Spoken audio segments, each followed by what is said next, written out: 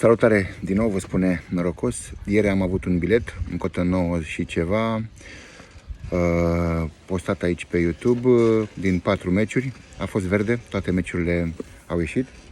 Astăzi, într-o zi săracă de fotbal, cu puține evenimente, totuși am ales 4 meciuri și haideți să vi le spun. Zamalek în Egipt joacă cu Al Ittihad. Părerea mea că la acest meci Zamalek va înscrie primii golul 1 Zamalek, cotă 1,53. Al doilea meci vine din Germania, din Liga 2, un meci de promovare, este returul.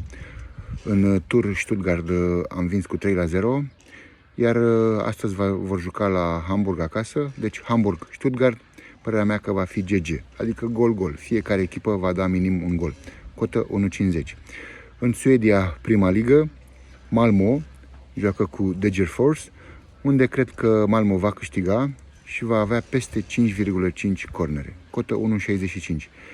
Iar în Suedia, Liga 2, Trelleborg joacă cu Brage, iar părerea mea că va fi GG, cotă 1,67. În total, cele 4 meciuri care le-am pregătit pentru astăzi sunt într-o cotă de 6,32. Vă mulțumesc celor care mă urmăriți aici și sper să fie și acest bilet verde. Baftă tuturor și să ne auzim cu bine!